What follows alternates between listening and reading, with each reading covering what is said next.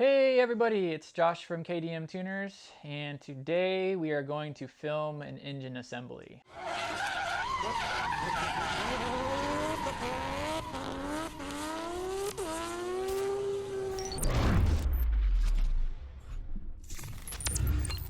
This motor is for Ross, and I've been slacking off a little bit and getting this thing done. We've been extremely busy over here. But today I figured we need to film a video for you guys and we need to get this engine assembled, so why not put both of them together. There's going to be a lot of secret sauce in this video that most builders will not show you, maybe in fear of scrutiny, maybe in fear of giving their competitors their secrets, but over here we don't give a crap, so we're going to show you it anyways. We're only doing the bottom end on this. This block is going to be a drag motor, so the bearing clearances and everything are going to be a little different, and we'll get into that in the video. I think he's shooting for about 600 horsepower on this one. Whether or not we use nitrous or not, it might be a thing on this motor. So we're building this motor to be able to accommodate and handle anything he throws out of it, whether it's 30 pounds of boost, nitrous, or both together. That's the clearances and gaps and rings and everything we're going to do on this motor. So should be an entertaining video. It's going to be a lot of information thrown at you guys, but this is what we do over here. Is we're building engines, we're building turbos, we're doing all that. We figured why not show you guys what it is we're doing and the process. So okie dokie, here we go. First things first, we're going to unpack all the rings and make sure that everything's here. And then go from there. So get rid of that. And then those look good. Let's open all these boxes up here.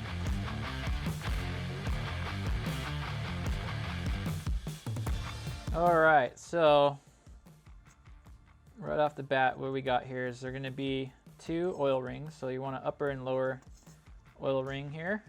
So we got those. This is going to be your second ring, and how we tell that this is the second ring in all these pistons is on the bottom side. Along the outer edge of this ring there's a little groove, like a little channel, and that is going to be your oil scraper. So that's going to, well, not oil scraper, but basically what the purpose of that is to scrape the oil back down in the cylinder. So this ring is important, of course, they all are, but that's your second ring. All of these rings, and I don't know if you can see them there, there's a number right here, and the number is always facing up. So if you get this second ring and it has that groove on the bottom, it's the bottom, so that faces down, and that's that. And then we got their expansion ring for the oil. This goes in between both these rings here. And then we got our top ring, which always kind of looks, well, on these sets looks more like a chromoly looking. There's no groove on the bottom side, but there is a number to indicate the top, which on these is an N50. So let's just quickly go through all these, make sure we got all of them.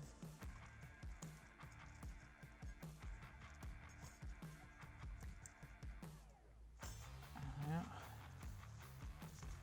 And these ones over here, we got our expansion ring, second ring, first ring, two oil rings.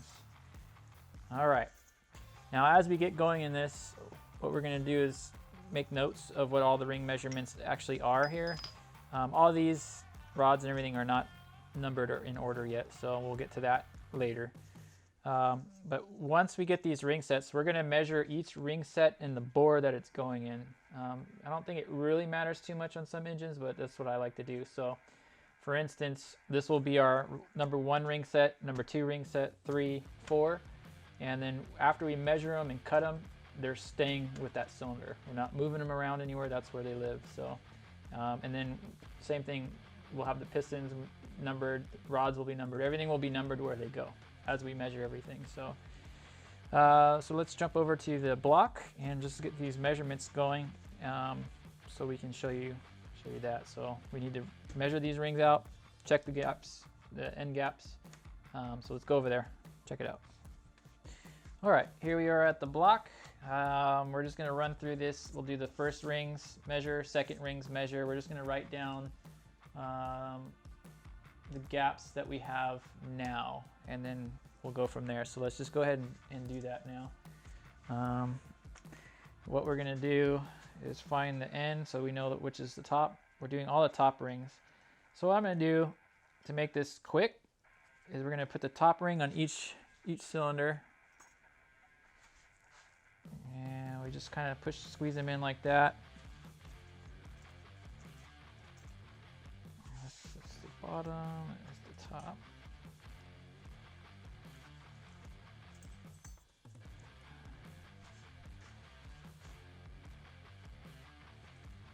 Okay, so there's a tool to do this to make sure that you want these perfectly level in the bores when you measure these. So if they're not, you can get a bad measurement. There is tools that you can do to have this. If you don't have the tools, which I do not have the tool, I've been trying to buy one and I keep forgetting. What you could use is a piston. So just use a piston. This one's a little bit dirty. You'll have to clean that one later. We're gonna clean all this 500 times. So what you do is right here on the bottom of the piston, there's an edge, and you just place it in the bore and you push it down so it's completely flat around the edge, the same on each one. So just take your time, press them into the bore. So this side needs to go down there, and we got that side there. We went too far on that one, so we'll lift that up again.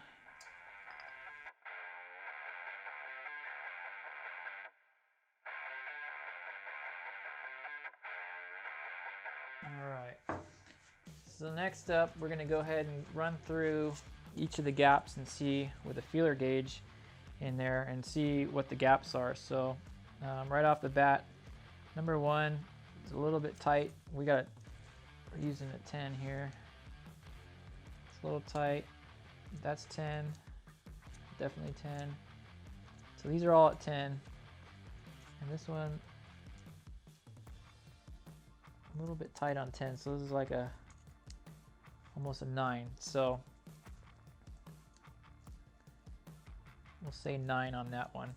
So then we're gonna go over to our board here, and I wrote 10 on that one, which is not right. So on our first top ring, this one was 0.009, and then our second ring was 0.010, 0.010, 0.010. So that's where we are. And you can see up here, we want this ring to be 0.016. So these are all gonna have a 0 in front of them. Okay, so we have to open these top rings up by 0.006 of an inch, which is quite a lot. But that's what, as far as the motor that we're building, that's what we want to do. So now that we got those, we're going to go ahead and place these rings back in their placeholders. We have everything labeled 1, 2, 3, 4. So this is our first one. Keep that. This is our second ring. This is going to be our third ring. This is going to be our fourth ring. So then we get our second set of rings. This is number 4. Make sure the groove again is down. So we're going to put that in there. And this is going to be number 3. It's going to be number 2. Okay, this is going to be number 1. Get our handy dandy piston again and go ahead and press them all back down into the sleeves. Make them straight as possible. Now gapping rings is going to be one of those tedious parts of the motor build that I don't enjoy doing because it's just redundant over and over again. Check, measure, cut, measure, check, measure, cut. Some of the like 77mm pistons, these are 77.5s. So the 77mm seem to be pretty good. So let's go back through here and check this. Larger than 10. So we know these are larger than 10. So let's take a step up to 12, see if it's a 12. Definitely bigger than 12. Okay. Let's go ahead and go to 18.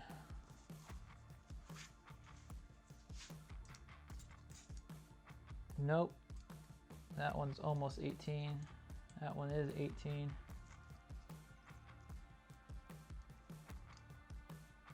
It's not 18. Not 18. So yeah, we got to figure out where this one is. So it's not 18. It could be a 16. Let's try that. 16 fits nice in there. 16. 16. Definitely 16. So our second ring now is going to be, we're going to be 0.016, 0.016, 0.016, 0.016. And again, the second ring, we want this number here, 0.023. So again, we got to open those up quite a bit there. So, all right, so let's go ahead and put those back and let's check our oil rings now. So 4 and 3, 2 and 1.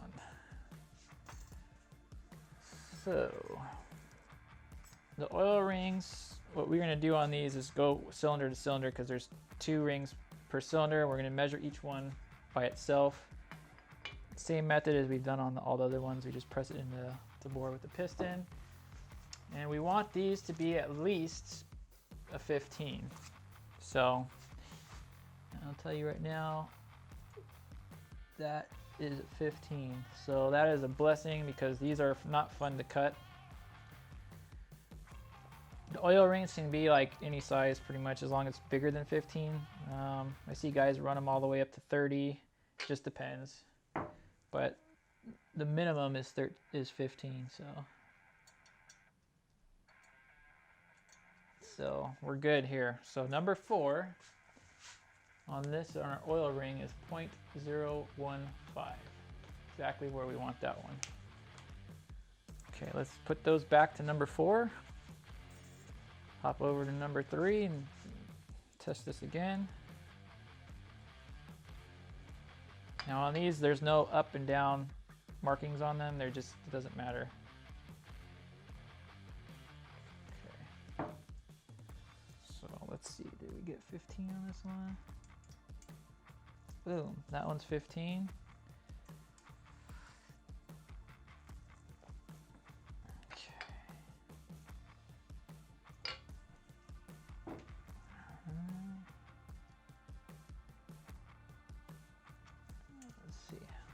Back in there.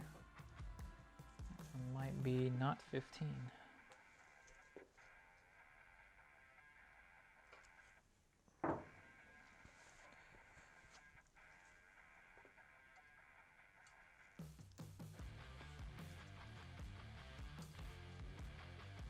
That one's 15 too. So they're both 15. So number 3 is going to be 0.015, okay? Number 2. Now the expansion rings, like I said before, those little ones that look like an accordion, they are what they are. We're not cutting those, we're not messing with those. If they're completely off, we end up buying new ones, which I haven't had to do. This one's probably a 16, it's a little bit bigger. Here's a 16. Yeah, it's 16. So that one's 16.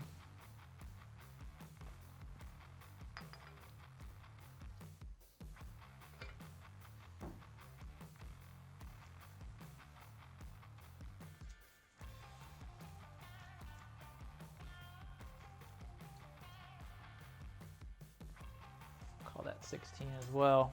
So number 2 is that oil rings are 16. So we're at a 0.016.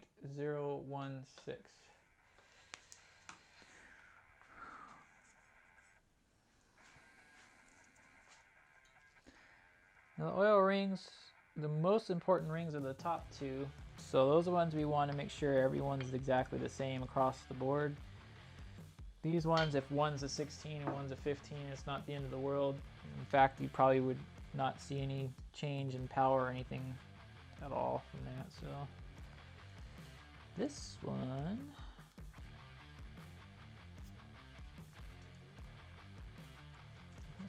a little bit.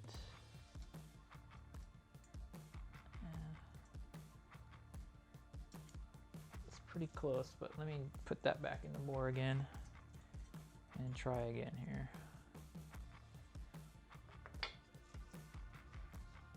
If you guys have to do this more than once, it's better to be accurate.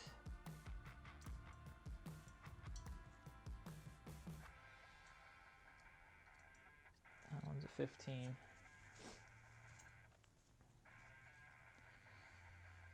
Okay, let's get this in there.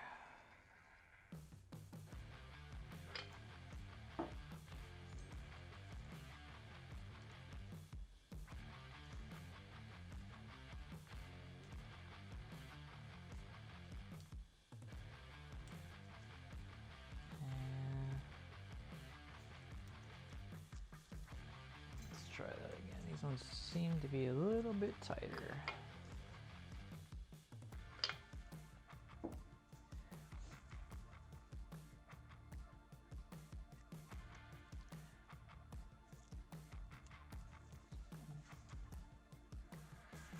Let's try a 14 on this and see if it goes in. Still even a little tight.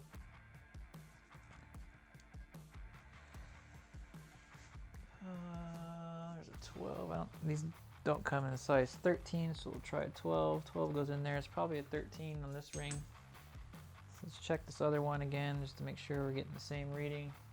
This one we might have to open up a little bit.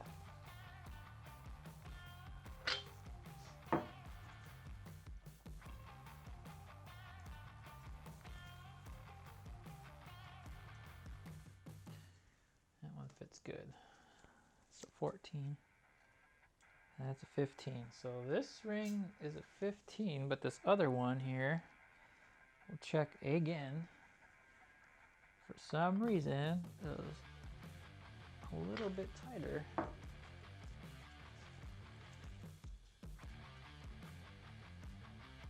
Yeah, 13. So, I don't see this too often, but so we have the top, we'll put T and B for top and bottom ring. Oil ring, just so we have, we're gonna have to check each one as you can get confusing, but one of them is 0.015, the other one is 0.013. So both of these, we want 15. So I'm gonna go through each one of these on this particular bore and make sure they're exact, and we'll cut each one as needed on those. So as far as the rings go, we have to go bigger on everything except the oil ring on cylinder one. So what we're gonna do now is go through with a ring grinder, or I don't know the technical term for it, the ring filing tool. And we're gonna go ahead and start filing all these rings down and get these perfect. So that's what we're doing next. All right, now that we have the rings, what they are now, and we know what we need to get them to. We are going to go ahead and stick them in this ring grinder. I have one that I do by hand, but we just bought this one today, so we're going to go ahead and play with this thing. When you guys grind these rings, we just grind one end of them. So for instance, on this one, if you're going to grind one side, only grind this one. Don't grind this one and this one. So just always one. Right, next up, cleaning pistons. We got our denatured alcohol, coffee filters, air. So let's go ahead and we're gonna clean up some stuff here. Start with let's get piston number 1 is over here. Now I went ahead and measured all these pistons. They're identical in size, which is actually usually pretty rare. So, but what I'm gonna do is just kind of squirt some alcohol on these.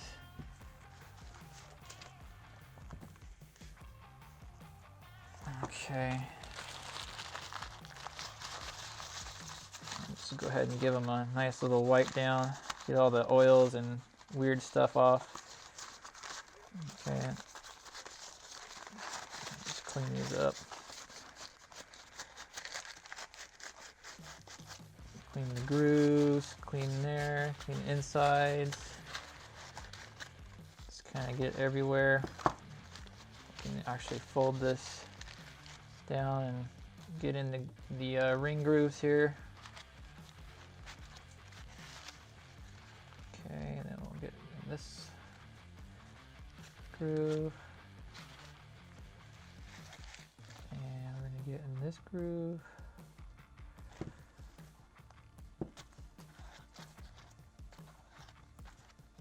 And then see all that dirt that came out of that? So I always want to clean these out.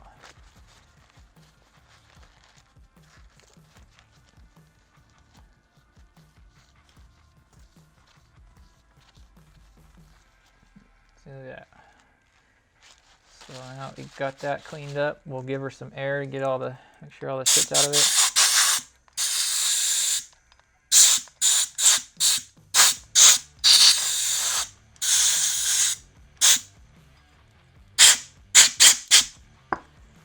Okay. Next up for the rings, what I like to do is clean the rings up. So we'll set this aside for now. On the rings, same thing. We'll get our handy dandy filter here, and we'll put the alcohol on the filter. Let's get it nice and moist. And then I take it, pinch it on both sides, and just run the ring through it. And get that debris on there. And then we'll clean this one up.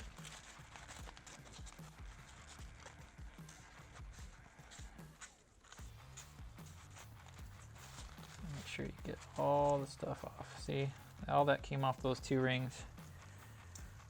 So every piston, every ring set, you gotta do this to every part of it. All the much junk off it as you can get. And then we'll air the rings out with the air compressor. Make sure we get all the little fine fibers that come off the coffee filter off the ring itself. And this one, there's not really much you can clean on it. I guess you could just kind of run over it like this. You know, you can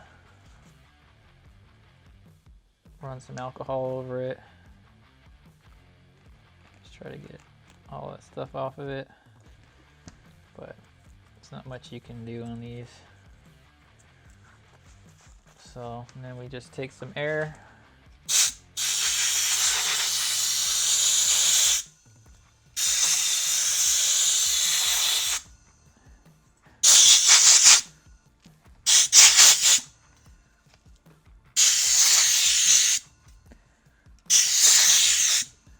Okay, so now we got all that done here. So what we're gonna do now on these pistons is we're gonna go ahead and put the rings on these guys. Usually what I'll do is I'll put we'll put the expansion ring on first. I like to put them on so it's facing down like this. I don't know if you can see that. It's split right there. I like to have that bridge facing down. Imagine some guys probably like it up. I don't know if it matters, but so we'll go ahead and spread these rings on here. So this goes in the bottom groove, and you want to make sure when you put these in that you're not overlapping. You don't want them to sit overlap like that. You want them to just make sure they butt up to each other. So then we take I like to put the bottom ring on first. So usually what I do here is we're going to go ahead and place the bottom ring under the expansion ring like so, and then you kind of just work it around and then until you get it in place here. Okay, so that's the bottom ring. Now when you space the ring, so that bottom ring gap is on this corner of the piston. When I put this next oil ring on, I want the gap on this other edge. So basically you're gonna put gap, and then when you put your second ring gap, top ring gap. So they're all four corners. You don't want them stacked on each other at all. So we'll go ahead and stick this ring in there on the top, and then we're gonna go ahead and work this all the way around into place. And that's it. So, okay. So now we have the top ring gap here, the bottom ring gap there. Now to put the next ring on, put the second ring on, we're going to go ahead and use the ring spreader. And what we'll do is make sure the groove side's facing down again. So, and we want to spread it a little bit, and we're going to get it into the second groove. It's hard to do this angle. Okay.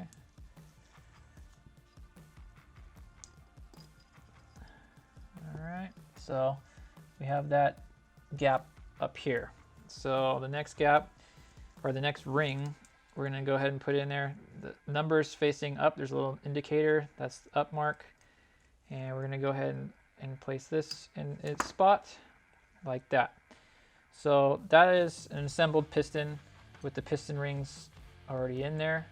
So the way we have it again is we're gonna have the oil ring located here, the lower oil ring, the gap here, the upper oil ring, the gap over here, the second ring, gap over here, compression ring, which is your top ring, gap over here. So they're all staggered. That's how you want your piston set up. That's number one. So we got one piston done.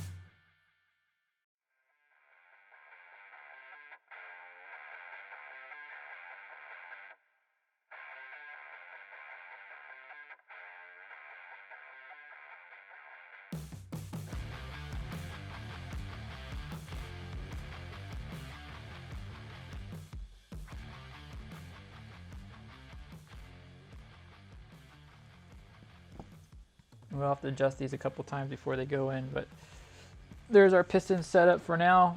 So we're going to set these aside for the moment, and then hop over to getting the rods set. We got to get the rods figured out and the bearing clearances figured out for the rods. Once we get that all figured out, we'll assemble the rods to the pistons, and then we'll toss the pistons in the block, and we'll check the crank and all that while we get to that point. So let's clear this up. We'll hop over to getting the rods figured out. So let's do that. So now we're getting into the rods. First thing we got to do is we have our King tri-metal bearings.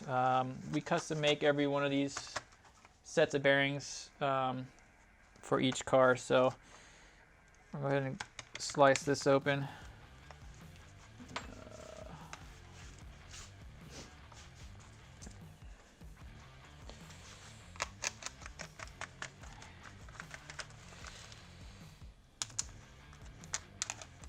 I think a lot of guys, I think there's a couple other builders out there that said they can do the exact same builds and setups that we do over here, which they probably can if they went through the trouble of figuring out the bearings for these. So these are not Hyundai bearings. These are bearings that we found to fit the Hyundai.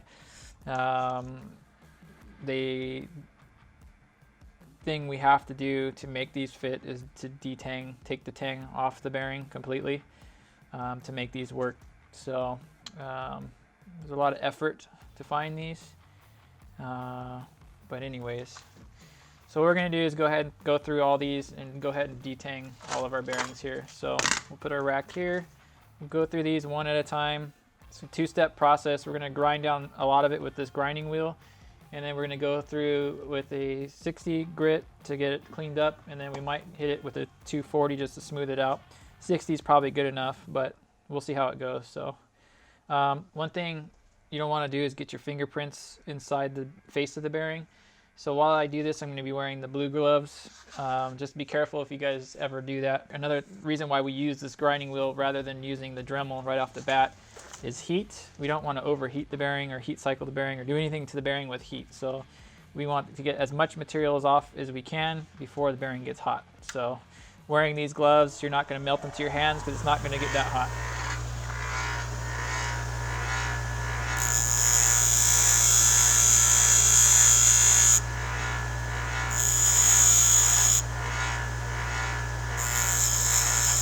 Okay, just knock it down a little bit.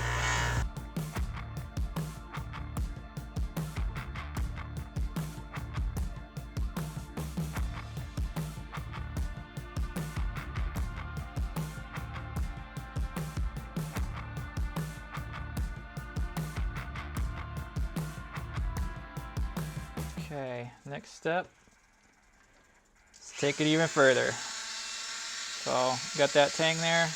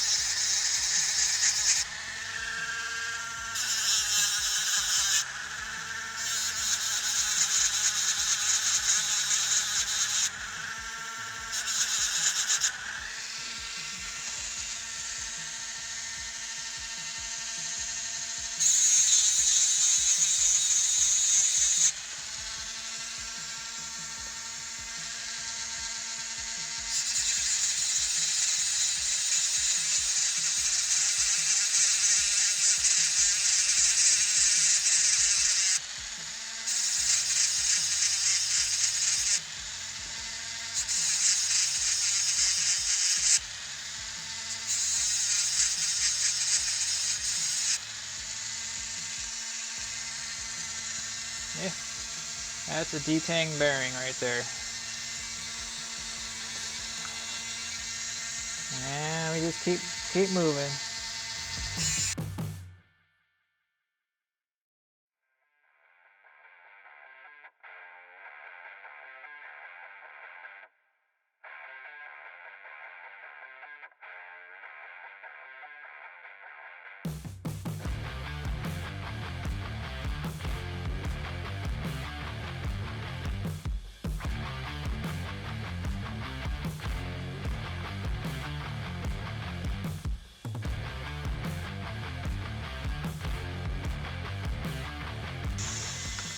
There's probably many ways to skin this cat, but this is how I do it. I like to take my time, do it slow, make sure these come out right.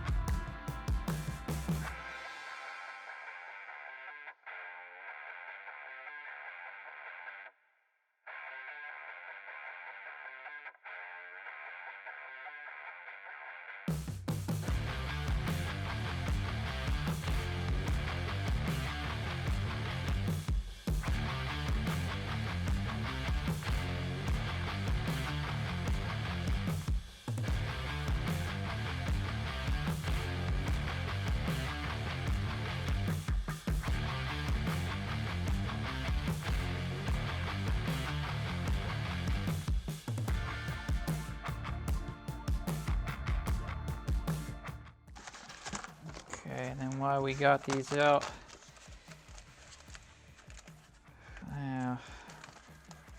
cleaning these things. Go ahead and give these a clean.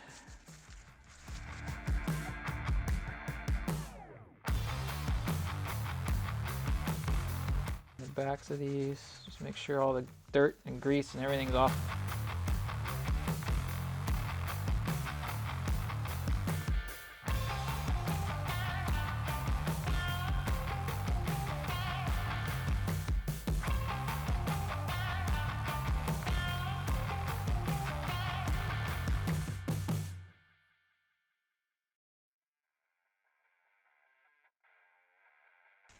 Make sure you get all this dirt off here, because this will definitely affect everything as far as your gappage goes and your clearances, because you want these to sit with no debris in between these and the caps.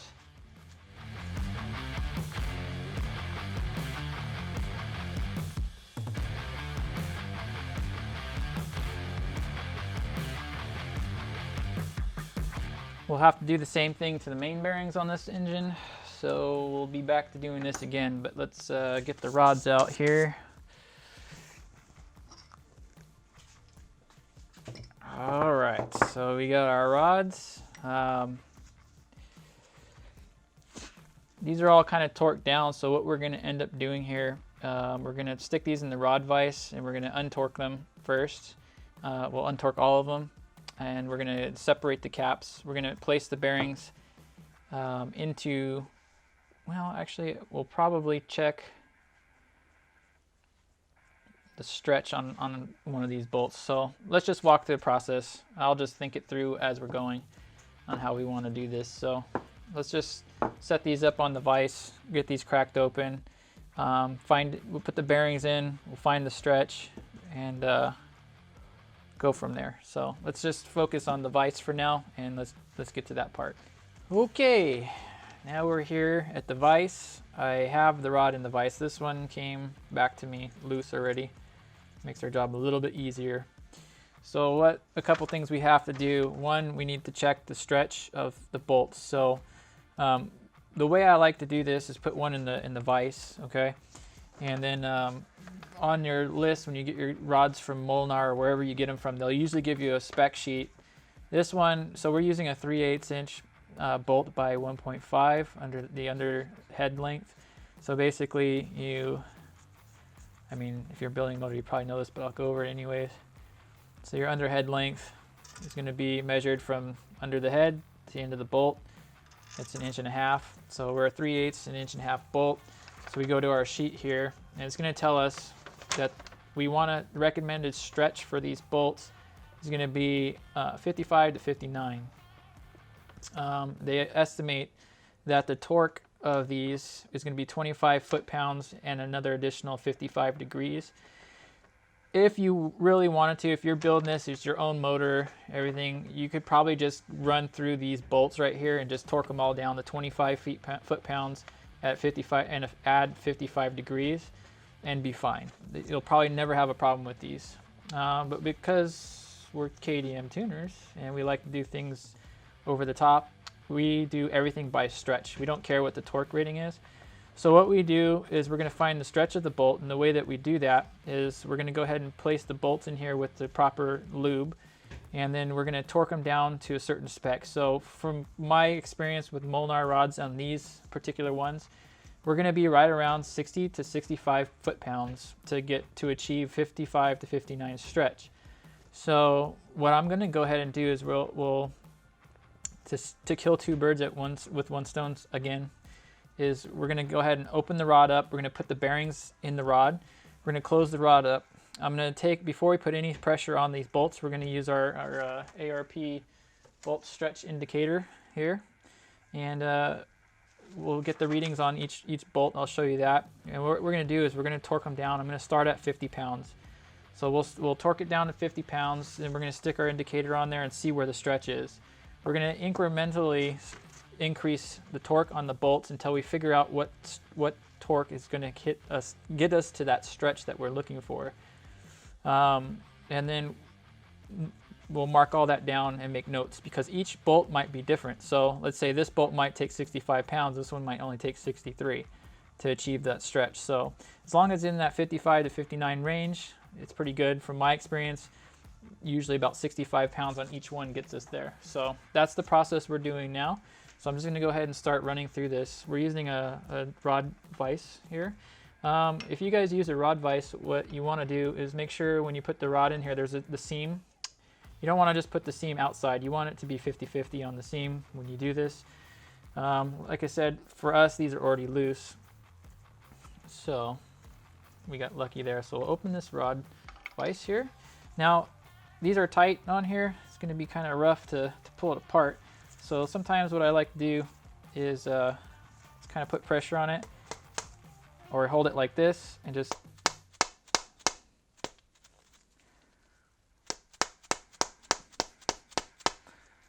now this one's tight. So just kind of pull it apart there, and completely pull this apart.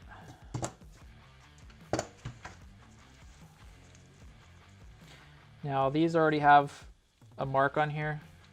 On the Molnars, it's the numbers always line up, so it'll be numbered on both. One side has no numbers, one side's numbered. As you can see, this one's they're all weight balance, assembly balance, so these ones have material removed here to make sure the balance is correct. So we're gonna go ahead and take this apart.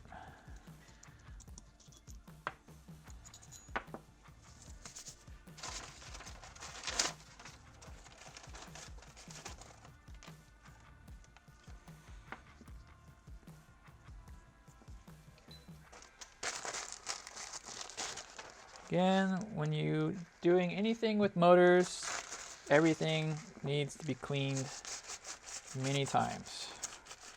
So we'll clean the surface of this. We're going to clean the whole rod. I mean, the surface of the rod. You're going to get in these little channels.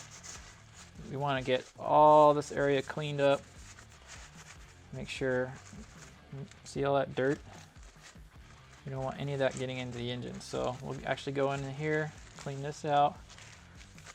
Look at all that came out of that. Okay. Get our air.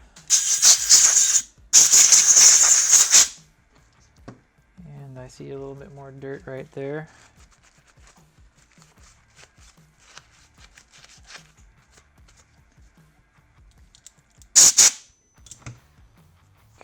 Let's go ahead and put the bearings in here.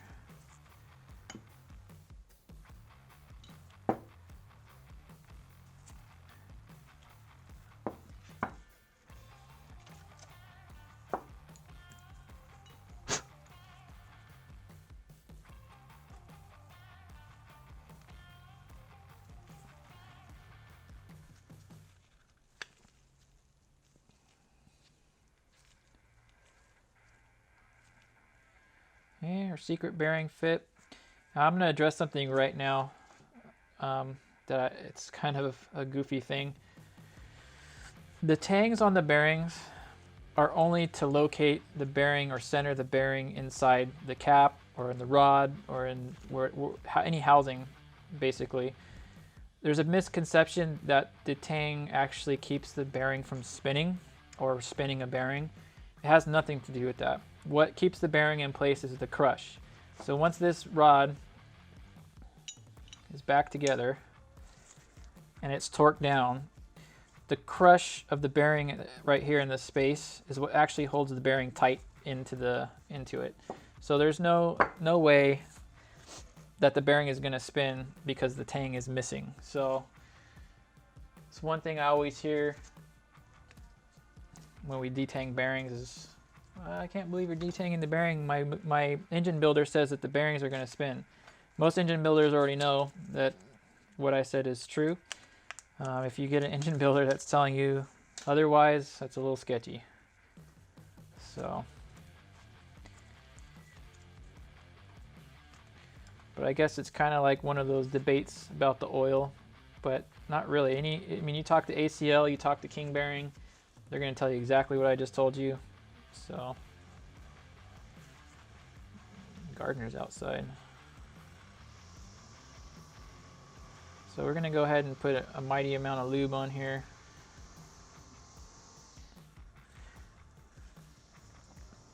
And then we kind of make a mess putting it in because you want the mating surfaces to be lubed up as well. So meaning the underside of the bolt head. So we have a little dab of Adulia right there.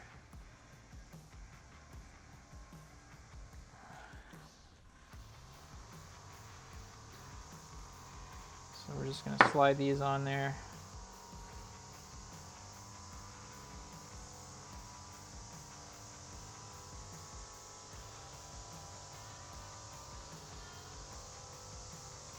Okay. Now when we start figuring out these, when we start figuring out these bolt stretch lengths and stuff, what we're going to do is we're going to mark these with a marker. So I'm going to make sure that these are loose in here. And then we're going to go ahead and take our feeler gauge, bolt stretch gauge. There's a point here and a point here. On the end of the bolts, I don't know if you can see it in there, there's a little divot and there's a little divot there. So these just sit in those divots. We're going to have to screw these in all the way and then back them off again.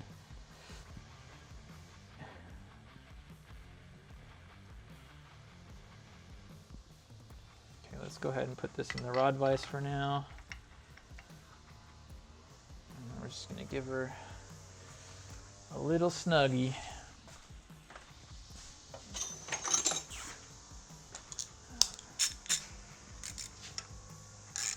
Just to get the caps tight.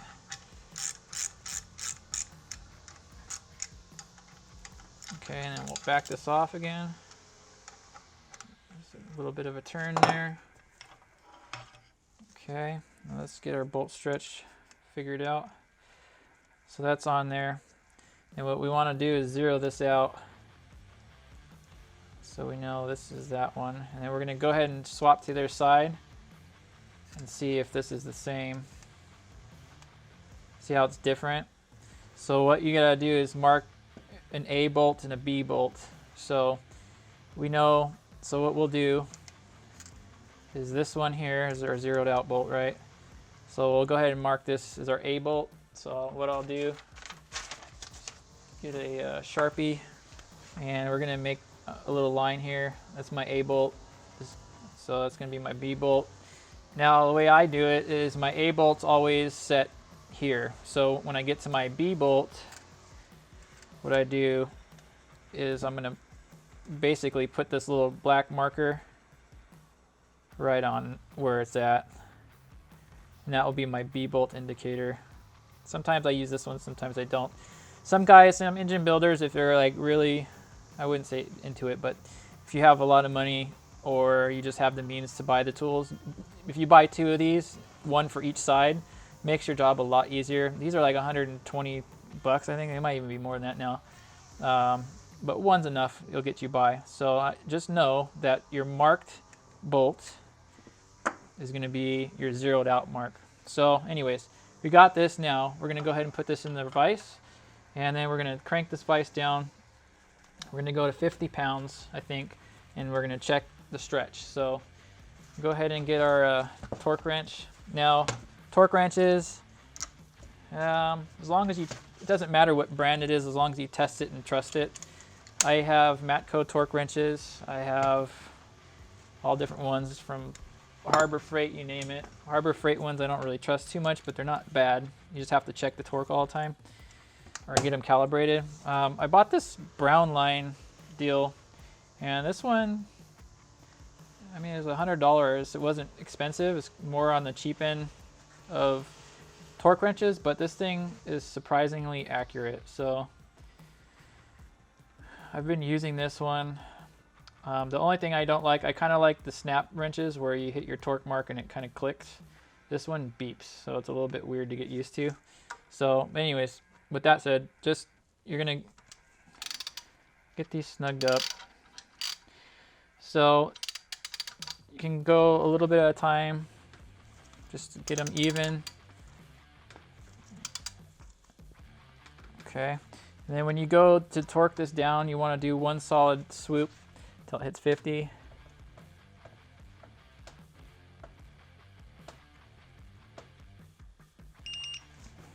Okay.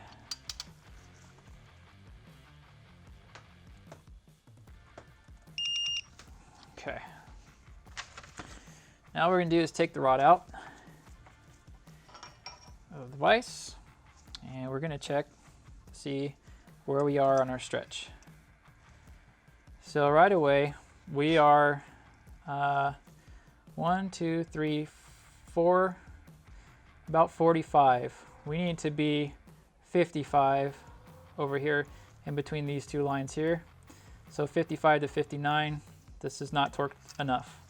So we're going to go back to our mark here. And we started off on this little line here, so we're 1, 2, 3, 4. So there's not even close. So go ahead and stick this back in our vise. And what we're doing right now is just trying to check our basic torque measurements, see where we're at. So we're going to go ahead and bump this up. I'm guessing it's going to be 65. You don't want to over torque anything, so let's just go. Let's go 60, see what happens. I'm guessing these are going to be 65, but let's go 60.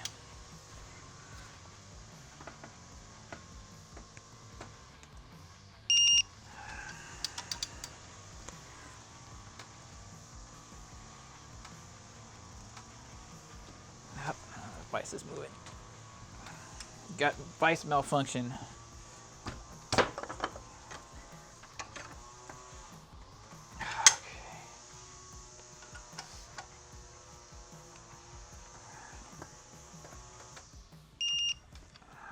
Might be a little bit more there.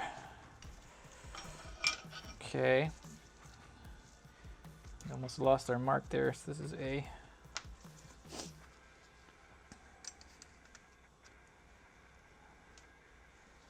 It's a little light. We're at about 54. And this one we are at 1, 2, 3, 4, 5 on the money. So I'm going to go ahead and say that this is probably 65 pounds like we thought. So let's go another 5 pounds. And we double check this multiple times. When it goes back on the car, we're going to do this again.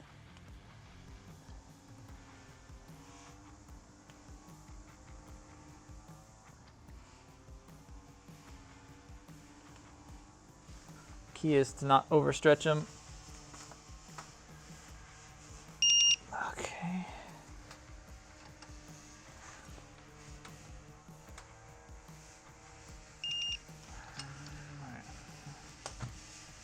And we're going to do this pretty much on every rod. Bam, look at that. So that is perfectly in between your 5.5 and 5.9 mark. That's where we want it, 65 pounds. And this one we got 1, 2, 3, 4, 5. Exactly this, perfect. So 65 pounds on these bolts gets you to your stretch that's recommended by ARP. Now that we have that set up, what we're going to go ahead and do is we'll make a note of that on our board that we're doing our rods. This is rod, we'll mark this as rod number 1. So we're going to write number 1 here. Just to keep track of everything. So we're going to do number 1, both bolts, 65 pounds. And then now what we need to do is check the bearing clearances here. So to do that, I need to go over to the crank. So let's just run through all these, get these all set up while I'm here. And then we're going to go over to the crank, or I'll pull the crank over here. We'll measure the crank pins and then find out the differences. So we'll go in hyper speed here.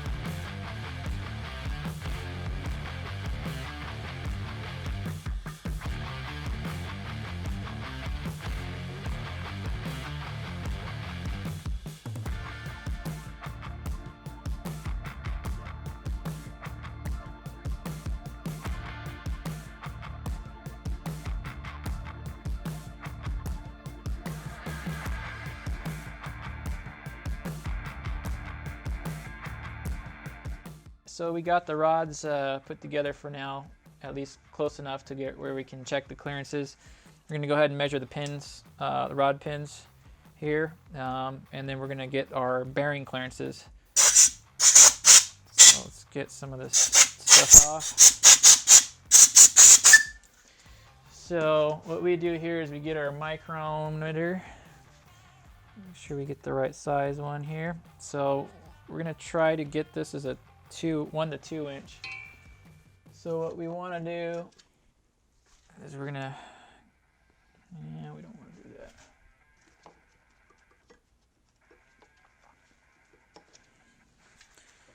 Just zero this thing. Check this at 2 inches. Make sure it's accurate at 2, and then we'll check it at 1. Perfect. So it's accurate at 2. And we'll go ahead and spin her down.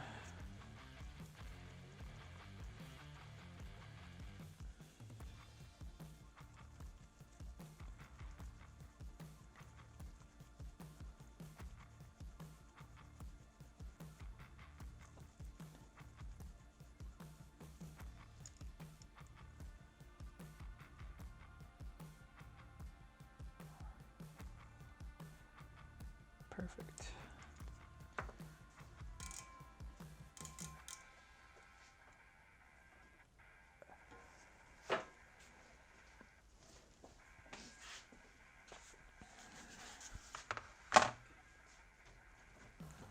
So we got, this is going to be 1 inch, 6, 5, 2. So it's going to be a 6, 52, 52.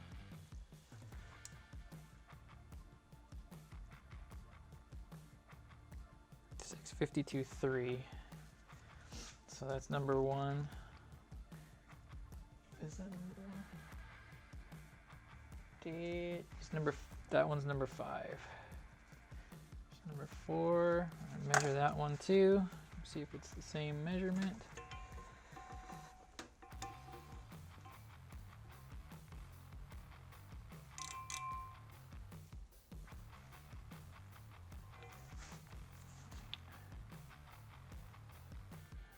Go. So it's 1, 6, 5, 2, even. And number 3.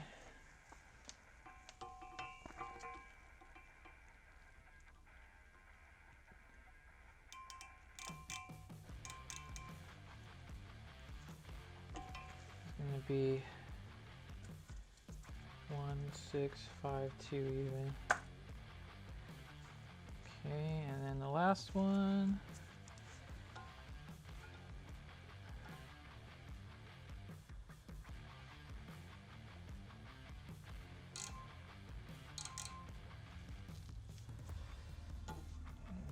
It's gonna be 1, 5, 6, 1.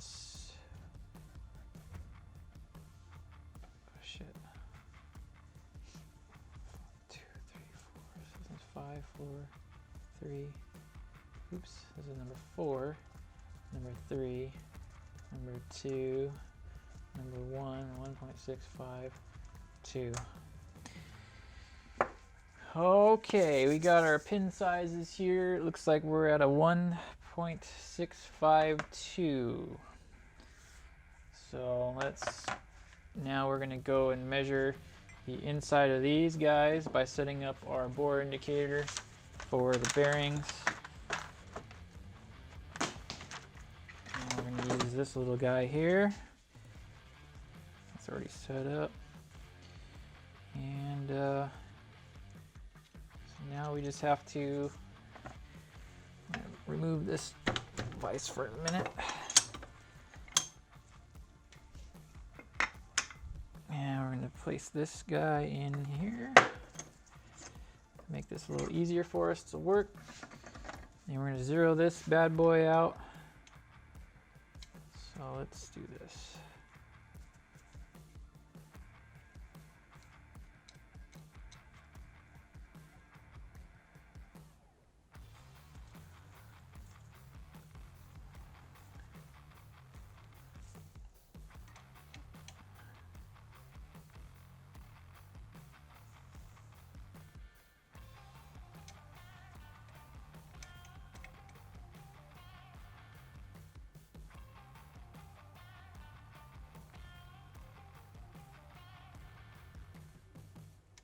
Okay, got the bore indicator set up. So now we check our rods here.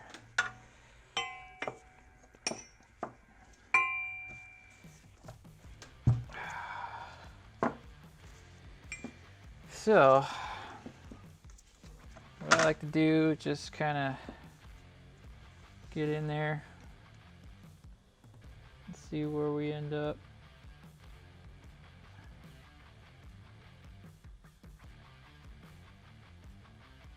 That one says it's a little bit big there. So we need a 1/2 inch, or that's what we have, a 2.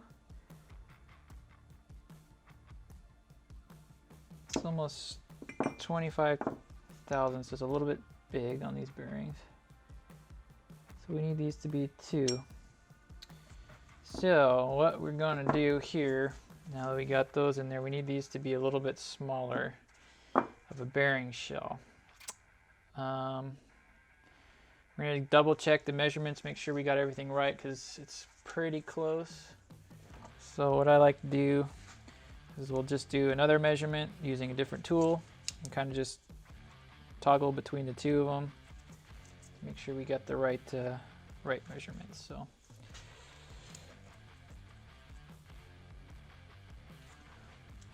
we'll start off on number 1 this time.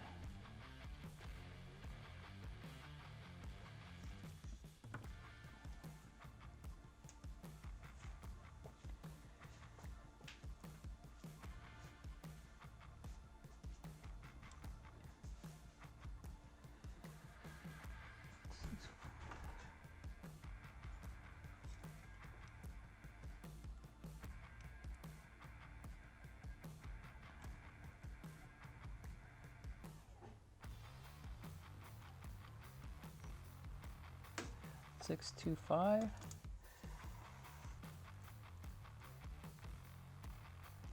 That's too low too. I'm getting the same measurements. 6520, 6530, 6525, 6540. Okay. Okay, let's go back here.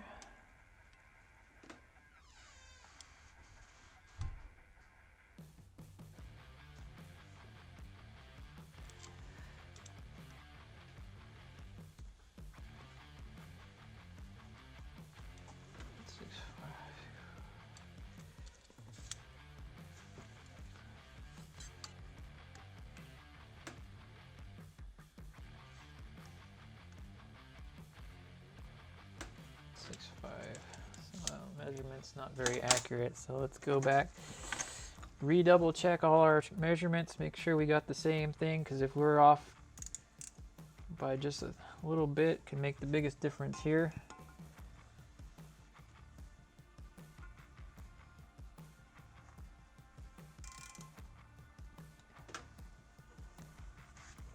Yeah, see where I have a bubble off on that one. So this one's gonna be, that's number 5 again.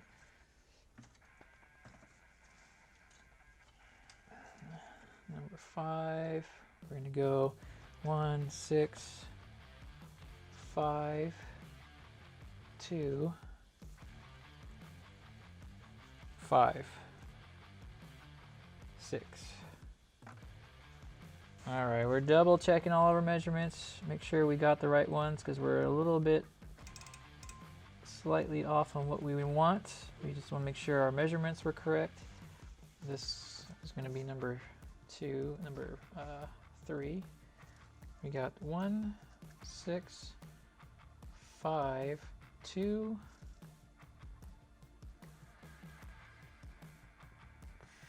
4. Okay, and let's check this one out.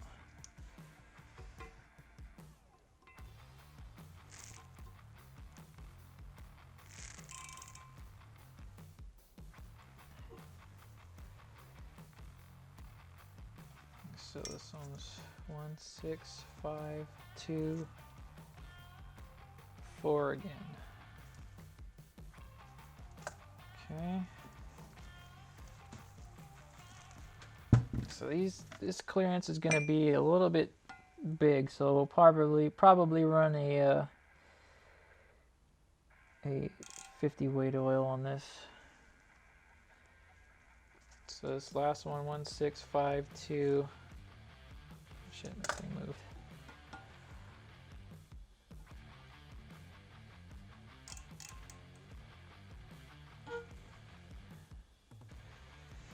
One, 6, 5, 2, 5. So that's going to be split in the diff. So let's set up our bore indicator to what we have here.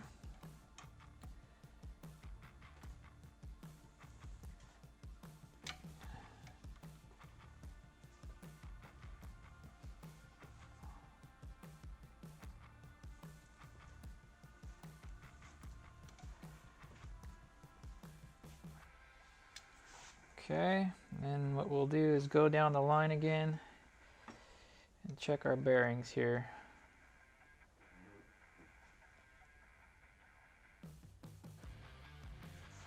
All right, we got the bearings situated. We had to switch bearings. We were a little bit big on one set, so we searched around, found our bearings here. Anyways, now look at that. Boom, 0.02 of an inch. So them's perfect.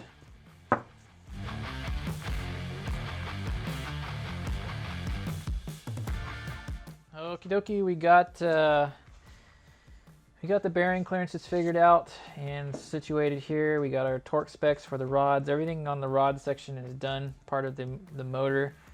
All the bearing clearances are at 0.02 of an inch, which is perfect for what we're doing on this build.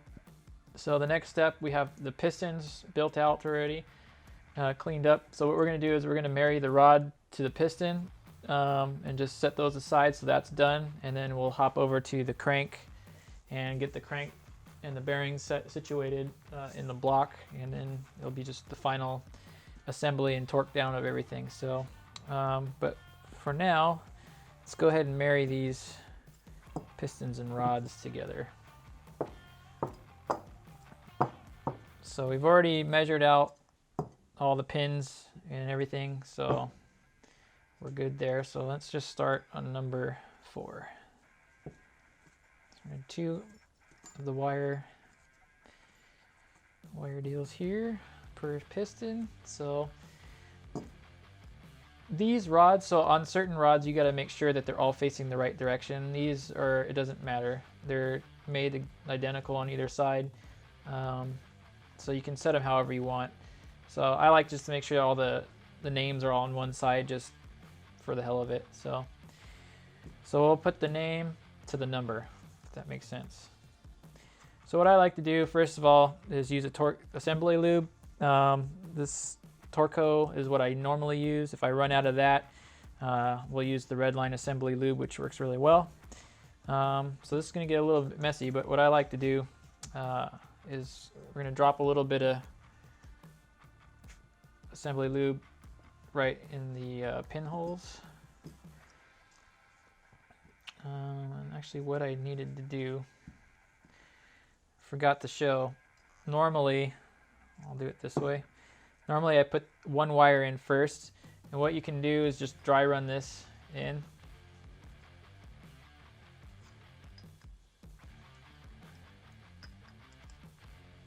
Alright, let's lube it. Let's go ahead and put some lube in the hole.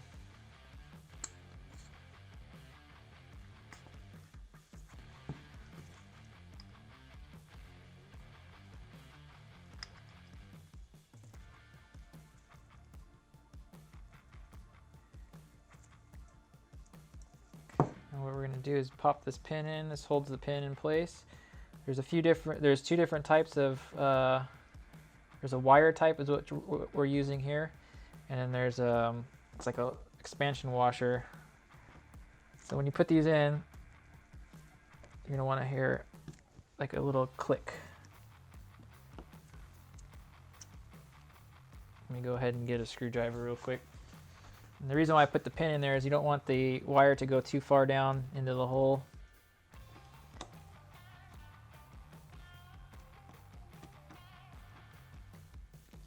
Okay, get that piece of glove out of there.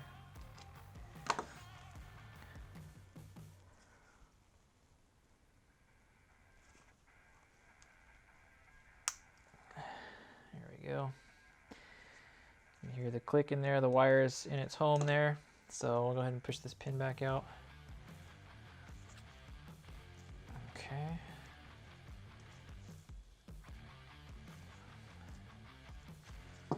All right, so we have it oiled up in there. I also would like to do is put a little bit in the housing of the small bore on the rod, just a little bit there. And then I also get some on my fingers, and then we lube up the pin itself. Just make sure there's a nice coverage of lube on there. And get the rod, put it in the piston, and slide the pin in. And when it goes into the rod, I like to give it a little rock back and forth just to get the fluid, the lube in there. And this is pretty good. So then we flip this thing over, and now we stick this pin in just like we did the other side, or it's not a pin, it's a little the clip or pin holder or pin lock or whatever you want to call this. Okay, and then we got a little click in there, and you just make sure, go around, make sure it's snug in there. And now we have a rod to piston. So and what we do is just set this one aside, and then we go down to the next one. Same thing. We'll get a pin in this side, or the wire. Let's see if we can get it in without the pin.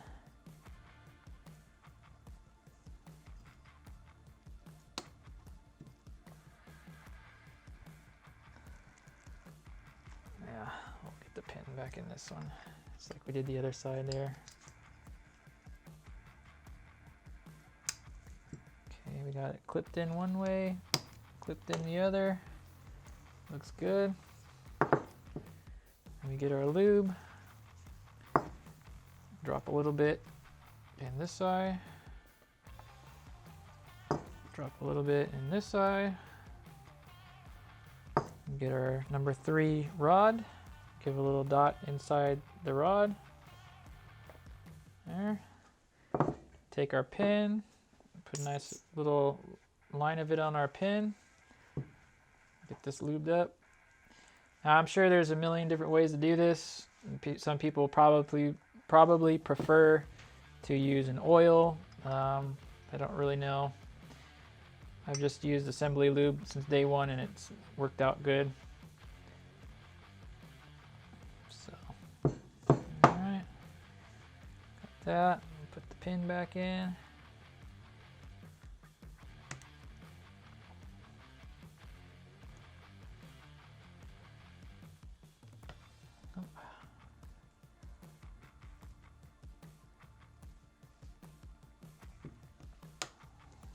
Go around, make sure it's in there.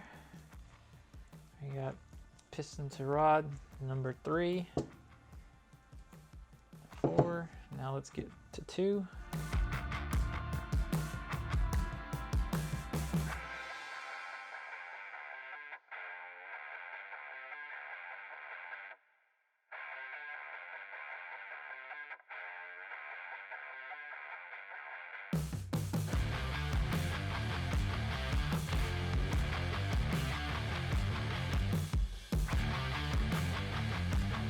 Is if you guys are doing this with these nitrile gloves on and stuff, just make sure when these pins pop into place that your pieces of a glove don't get stuck in there. You do not want that to happen, and it can happen. So just be aware of that. Other reason why it's good to put the pin in there while you put those in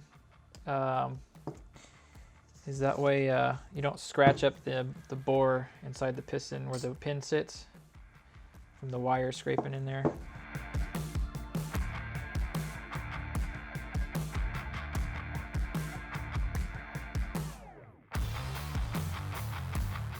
So a little bit slimy, messy right now, but what we're gonna do, we'll leave these the way they are now. We'll put a piece of saran wrap over the top of them just so they don't gain any dust on the oils that we have on there now.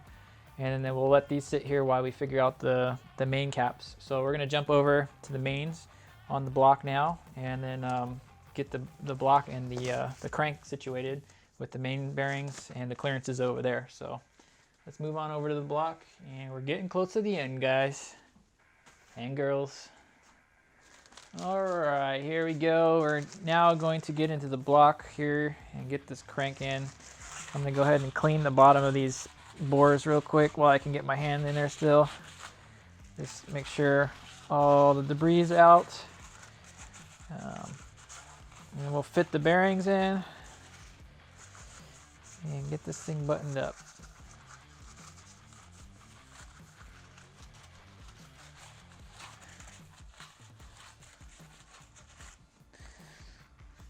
All right, so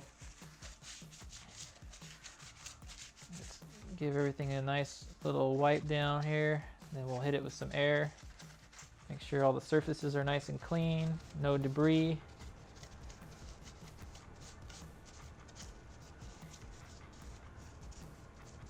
All right, and we already cleaned the caps off before we started filming this thing, so let's hit this thing with some air.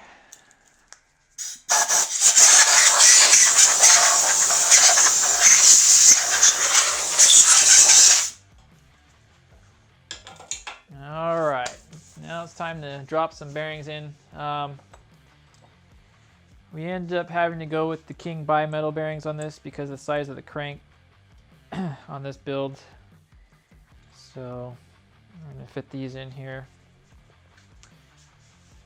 We were going to use the tri-metal race bearings, but we couldn't get a size of the bearing to fit this particular crank. So we are going to operate on these King bimetal bearings, which are similar to OEM bearing, but I prefer them. There's a couple guys running some high horsepower engines with these, so they work good. All the Honda guys use stock bearings completely on all their builds too, so not all of them, but a lot of them do.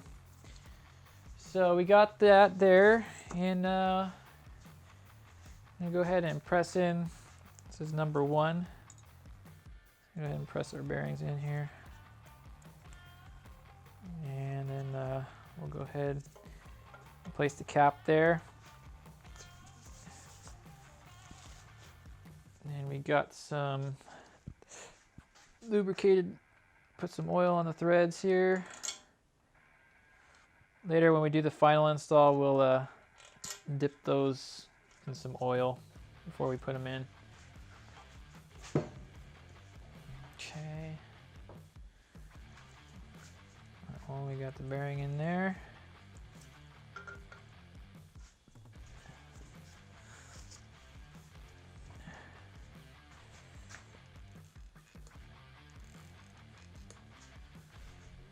So what we're going to do is check these first two.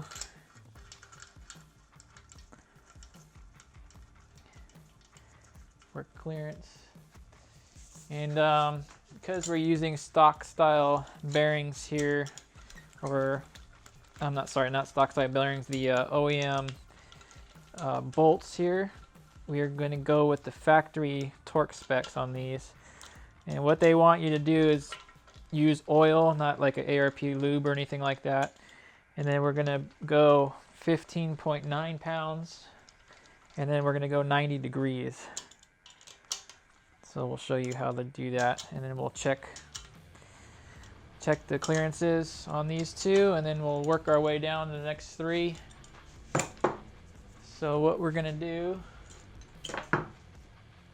is first get our torque wrench here and go 15.9 pounds.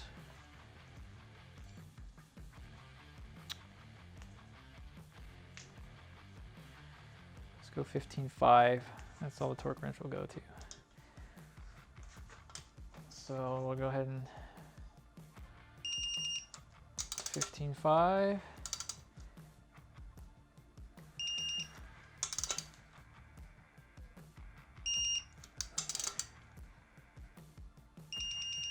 No, it's 16.5, so.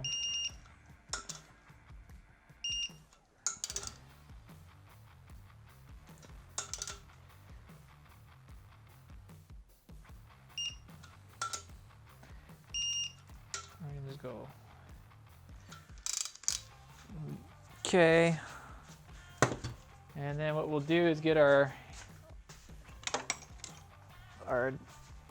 deal here. So what we're gonna do is places it on here. You're gonna grab this and clamp it somewhere on the engine so this part doesn't spin. We're gonna dial this indicator to 0 here. So that's what we're gonna do. And what I like to do is use the torque wrench so I can see what the torque rating is on this when we do it. So I'm gonna give it a little pressure here and then adjust this onto 0. And we're basically gonna turn this all the way till it hits 90. So all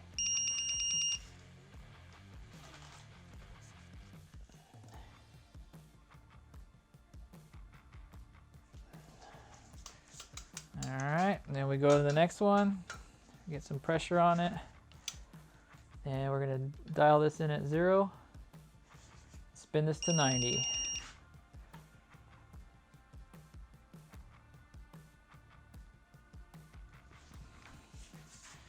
So then we'll go back to this one again, do it again. So doing this method's a little weird, so you can see I lost my pinhole there. Okay.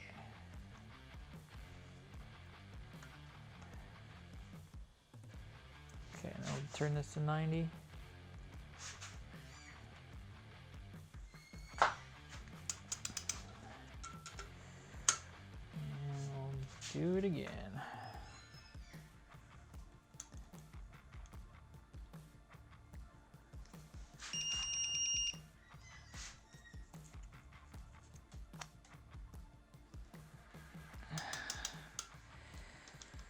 Okay, and then that's torqued to spec. Then what we'll do, we've already set our mic here, or our bore gauge. So let's see what this bad boy reads.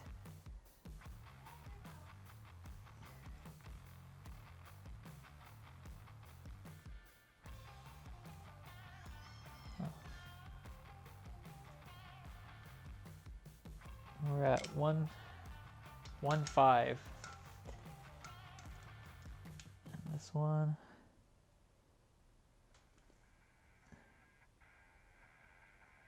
1.7. Let's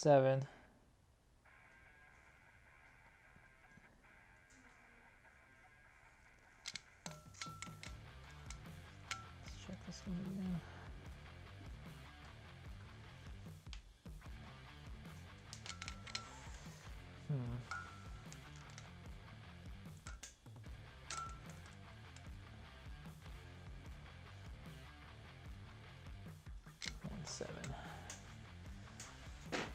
So it's going to be on the tighter side of things. So let's go ahead and mark down our numbers real quick so we remember what they are. And then we'll go to number 3 here. So we got number 3 cap.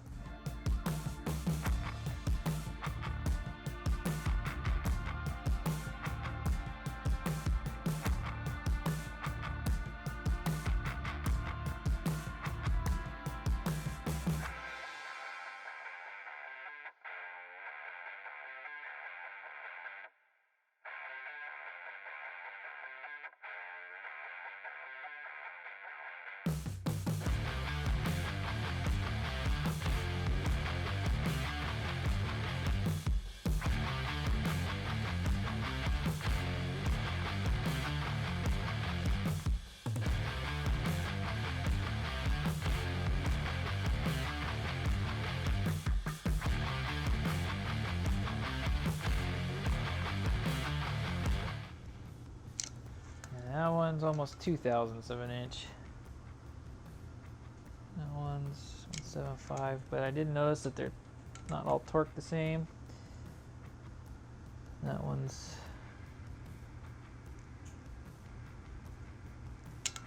tight.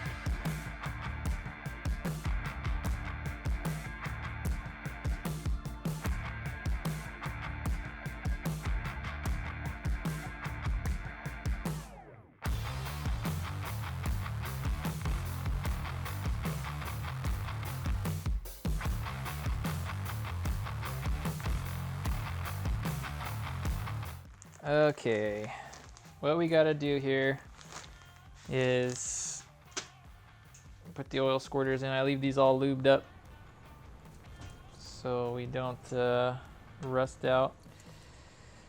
And when we put these in, we're gonna take these caps off here in a second, but I want to put the squirters in. Jumping the gun here. When we put these in, I think what we're gonna do before we put the crank in, we're gonna pop the pistons in, and then we're gonna rotate the pistons down so we can adjust the squirters to the center and down. So we have to take pliers and grab them and twist them. So a lot of guys are capping these off. We just bend them out of the way so they don't hit anything. So what we're gonna do, we use a blue Loctite on the threads on these, and we only torque these down to about 10 pounds. So assistant. And in torquing these, we're gonna use the good old Matco. Good old Matco El Torco.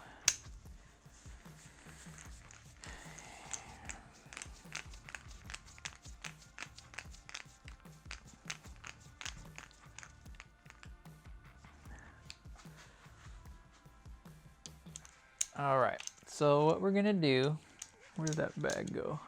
All right, so what we're gonna do is drop a little blue light, just a little dot on there. It's gonna come out quick, so.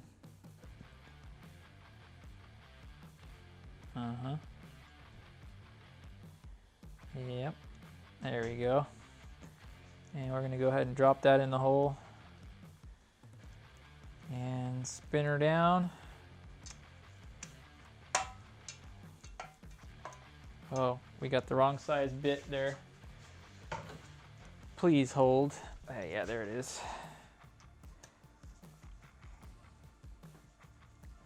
So you can go ahead and put a little drip of Loctite on each one, just drop it in the hole. And then I'll come behind you and El Torco. Done.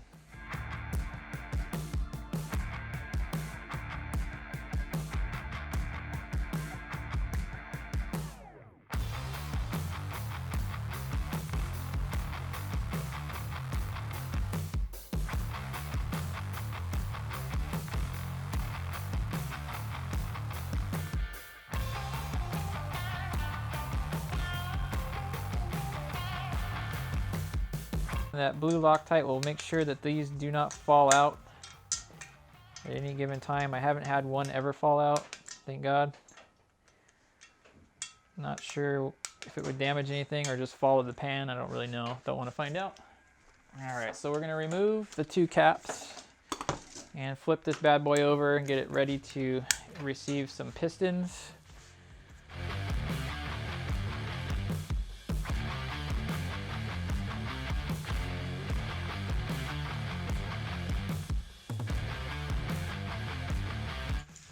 One way to get these caps off is you grab them by the bolts and you just wiggle one way, wiggle the other, and just kind of wiggle it back and forth until it comes off.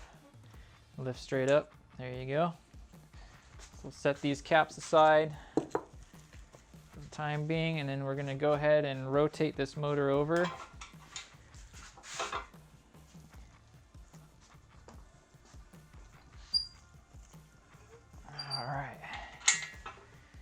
Okay, so this step, what we're going to do is we're going to run through here and clean these cylinders one more time with our coffee filter and some alcohol.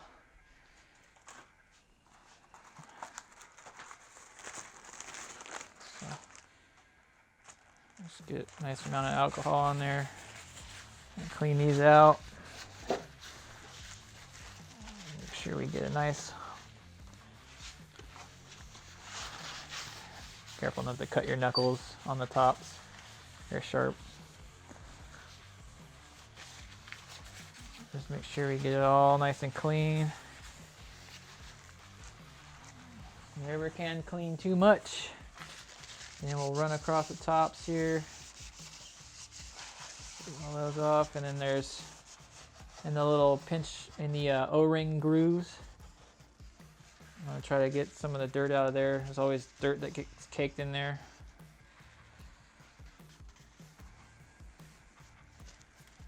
Okay, so look at that dirt that's in that groove.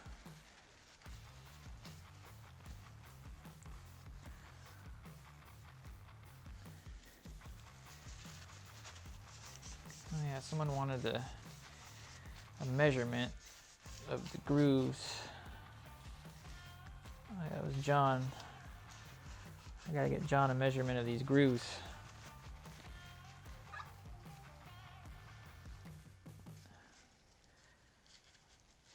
My buddy from down under, the good old, but it helps. You don't have to do this step, but it helps.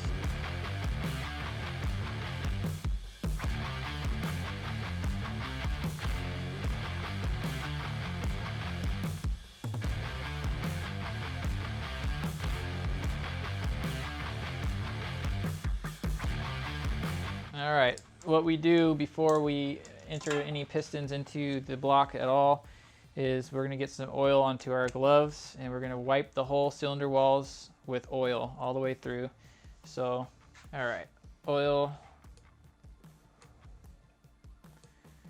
All right, and we just kind of let it, put a nice coating of oil on here, so.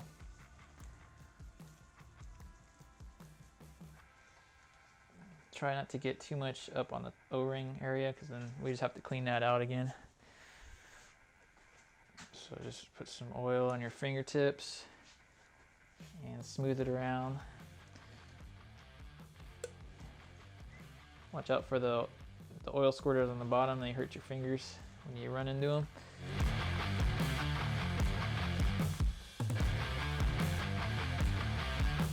All right, we got our bores lubricated. All right, next step, that's done. So we're gonna have to take apart the caps on the rods. We're going to put the rods in the hole using our ARP shindiggity here. This is not a shindiggity, it's called a piston ring compressor. And we're gonna lube this up as well. What we gotta do is we're gonna get the rods ready to rock. All right, so what we're gonna do here is first of all, you wanna make sure you know what the front of the engine is, because the piston has to sit like this, right? The bowl goes to the front. So first thing we're gonna do is make sure we just take a visual check of the ring gapping again. Make sure the ring gaps here. Where's this one? Here, that's good. Here and here. So what I like to do at this point, we're gonna oil the rings on the piston. I'll make sure there's adequate oil. That way we don't get a dry startup. And I don't know how long this engine's gonna sit before it actually runs. So we wanna make sure this has enough oil in and on the rings. Then what we're gonna do is actually lube up our ARP spring compressor to make it a little easier. So first step would be enter it into the spring compressor.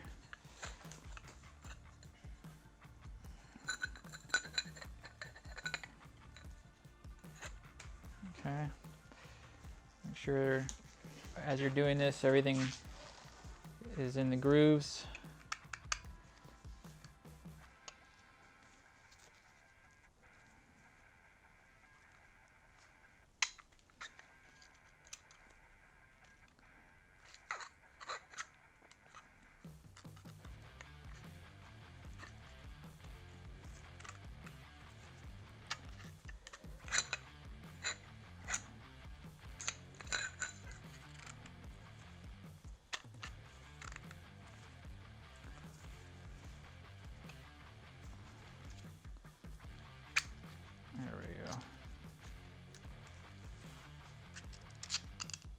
Slide this down in the hole so it sticks out to the bottom like that.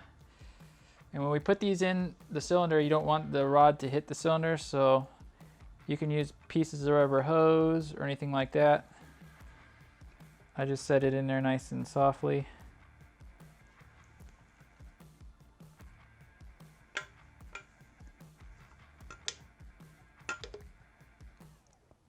Okay, and then just want to give it a wiggle, make sure the rings are not bound up, which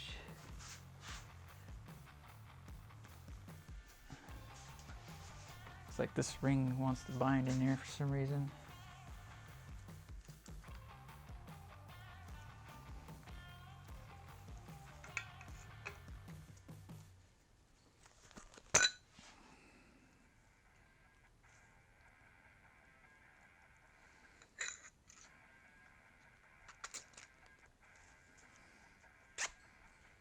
There we go.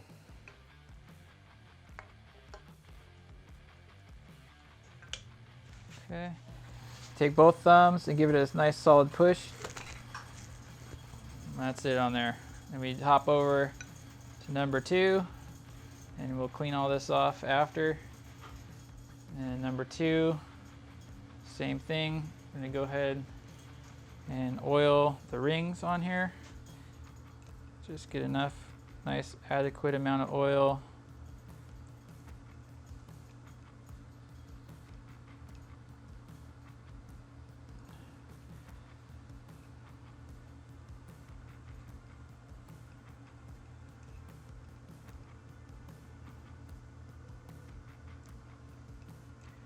All this will burn off right on startup. Okay. Again, check the ring gaps. We got one, needs to be there, there, Got one here. Got a hair right here. Make sure those don't get in there. And one there. So let's go ahead and put it in our ring compressor.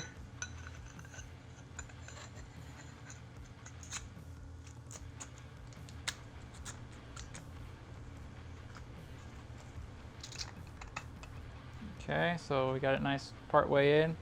We're going to drop this down in the hole, making sure not to hit the cylinder. Nice and softly. Alright, then 2 fingers, 2 thumbs. Get it lined up. 1, 2. That's it. Then we go to the next one, number 3.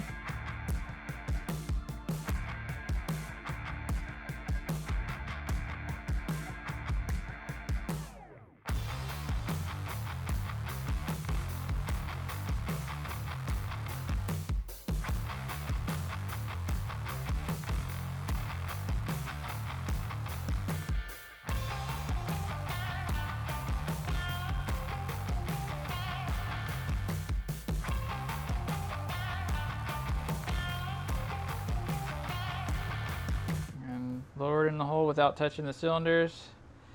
If you don't have good balance or skill of doing that, go ahead and put some rubber hose on that, like I said before. Alright. So now we got all of our pistons in the hole. We're going to leave everything nice and lubed up for now. We'll get to that in a minute. Let's go ahead and flip this over.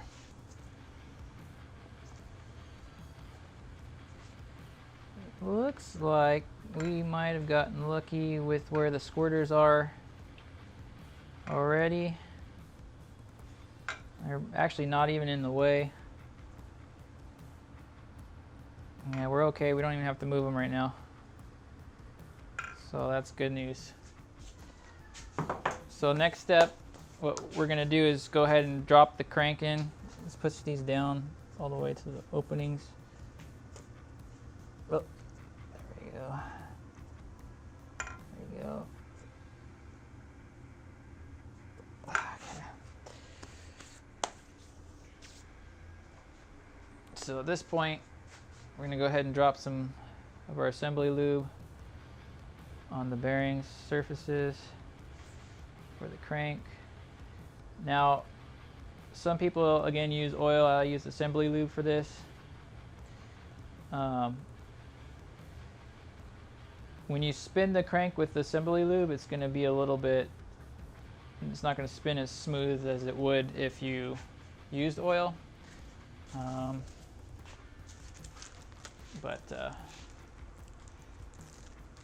Get some more new gloves on.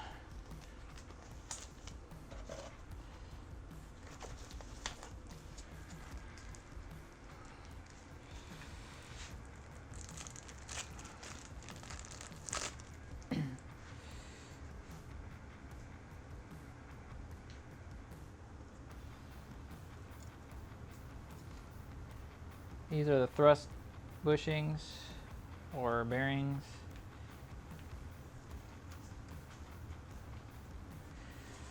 Okay, and then we'll go ahead and drop the crank in.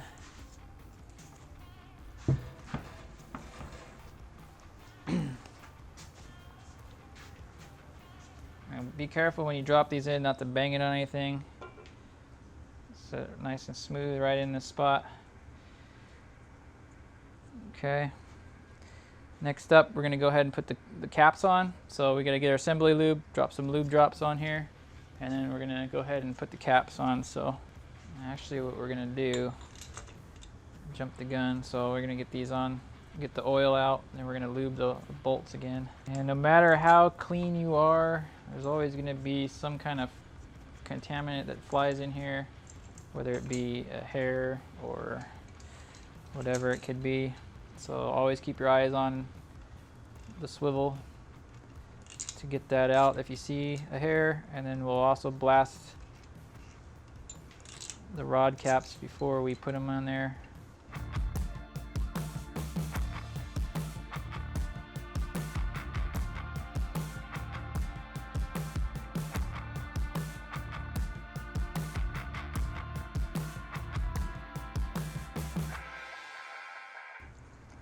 we're just going to turn all these down so they're hand tight. There is a sequence to tightening these caps per the book. Usually, if you don't know, you go from the inside out.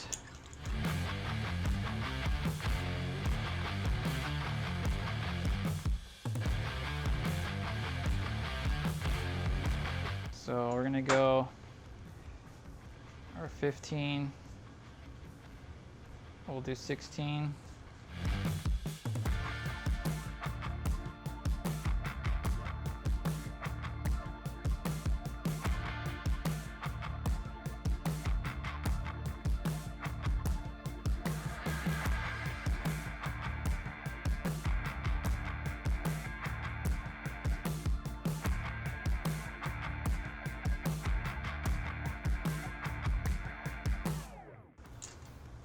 Alright, and then per spec, as the book calls, we want this to be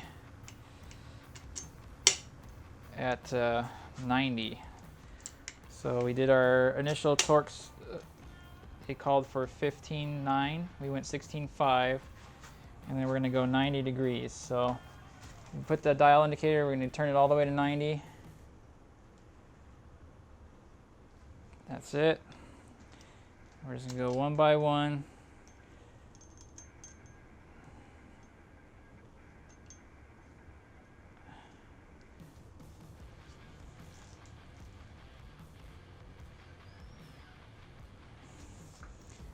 And then we'll go off to this one. And then we get a blue marker up there. I like to use blue. Use white, you can use black, whatever you want to do. And what I like to do is just mark the tops of the bolts with a little X. Sometimes I use white paint, just depends. Anything you can see, you just mark a big X on there. So that way we know we torque those bolts down. So here we're at 0, we're going to torque it down to 90 degrees. Boom. We put an X on that one, we got that one done. Readjust this to 0, spin it to 90.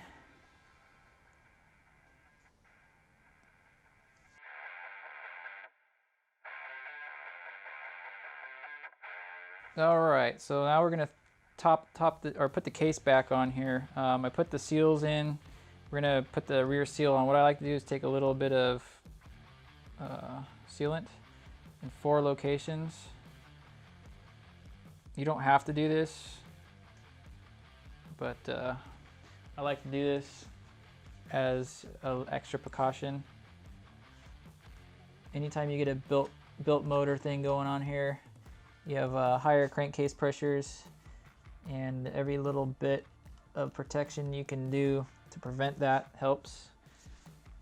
The next thing we're going to do after that, we're going to go over here and stick the case on. Now we already put the sealant on here, so we're going to go ahead and lower this down.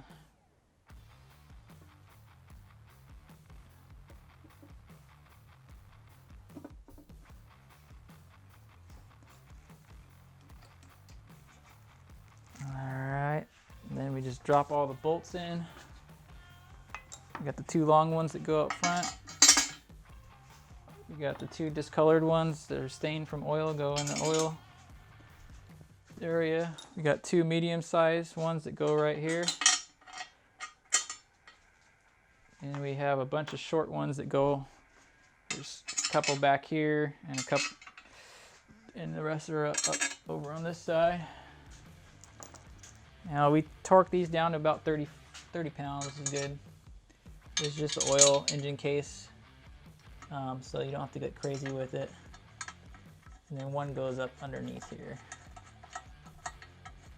So we'll go ahead and get these going here. I like to snug all these down just like you would on the engine, on the oil pan. Kind of go corner to corner. Just snug them down.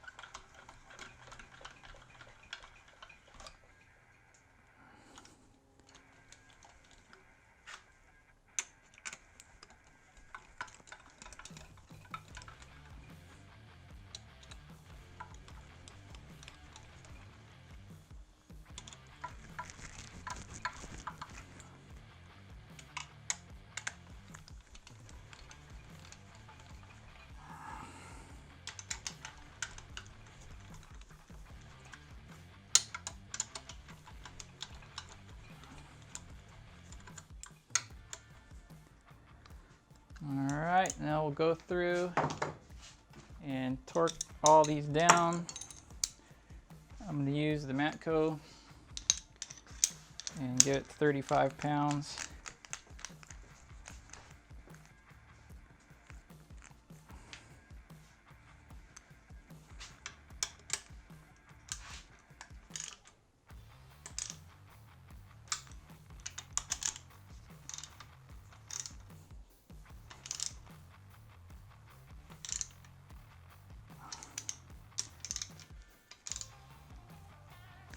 All right, let's go 30 pounds. I think 35 might be a little too much there.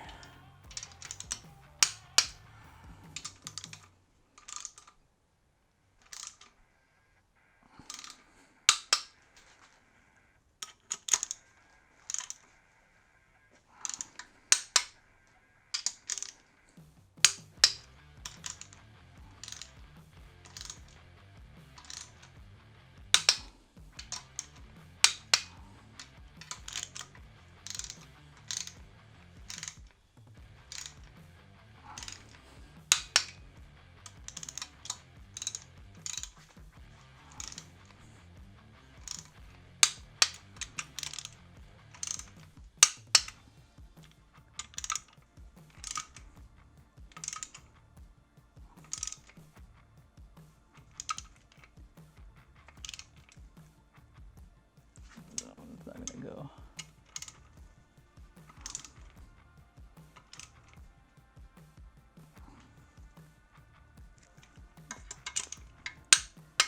A couple of those didn't feel like they were gonna get there.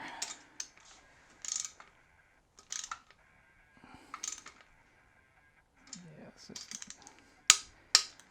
Okay. Yeah, the bottom one. You can go ahead and get that now. Sometimes I wait till the end and we flip the motor over, but so we don't forget.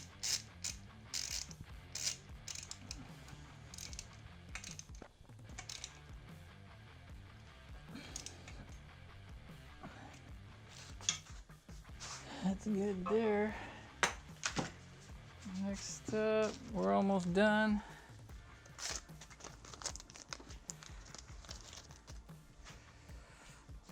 Gasket on there. Too much. Go ahead and put the oil pickup tube on here. Oops.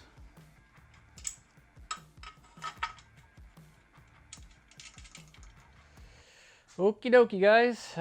That's pretty much it on the engine build.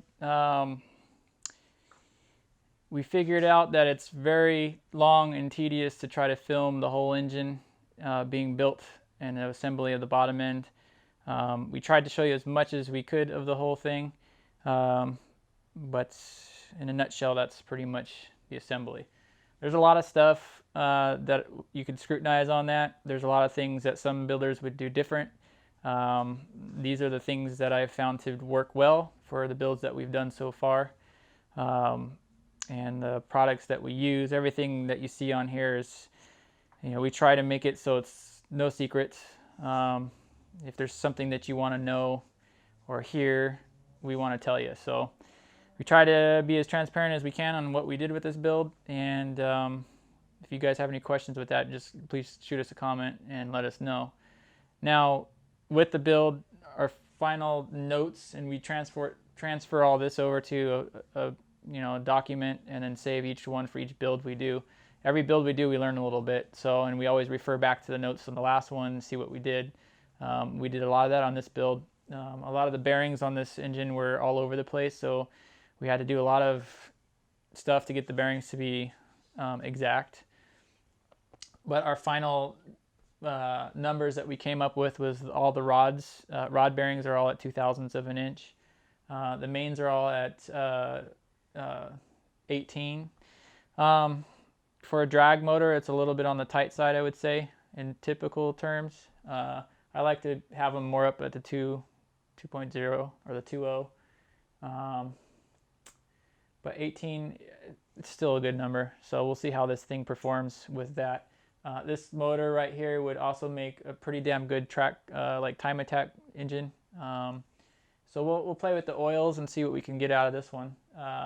But we just, different measurements. All of our rod bolts that we didn't just torque them down to, say, 65 pounds and go across the whole board. Or we didn't just find just, you know, the stretch on one and just run with it. We actually went each bolt.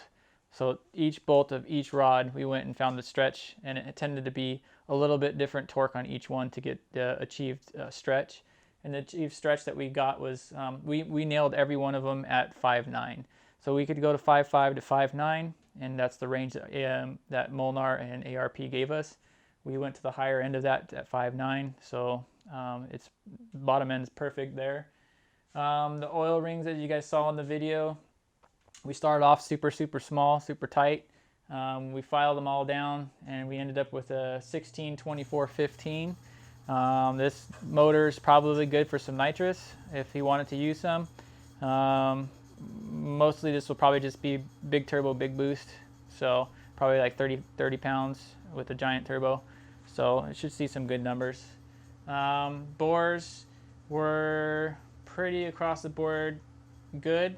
It's kind of hard to check the bores when they use a torque plate and you get it back, so they could vary a little bit. But we asked Golden Eagle to give us 375 on the piston to wall clearance. Anywhere from 3.5 to 4 is good. We split it right down the middle and tried to make it as miserable as possible for them to figure out. So we told them to give us 3.75. And most of these, they nailed it. So only on cylinder 3 we are at 3.5. The rest of it was all 3.75, so looks good. But other than that, yeah, that's it. This thing is beautiful. We did good, I think, and we'll see in a couple of months what this thing does out in Illinois, and against some of the Optima guys and other ones out there, and that. So if you guys enjoyed the video, again, you know, do us a favor, subscribe to our channel, like our channel. If you want to get our weekly emails when we drop videos, make sure you hit the little bell button on one of these corners or wherever the hell it is. And you know, if you see anything in this video you have questions about, see anything in the background you want to know about, always just let us know. We're on Facebook, Instagram, Twitter. I don't know how to use Twitter that well, but we're on there. And that's pretty much it, guys. Long day. We did our best to get you as much footage as possible, like I said. That's all I got. So until the next video, we appreciate you guys watching us, and be safe. See you later.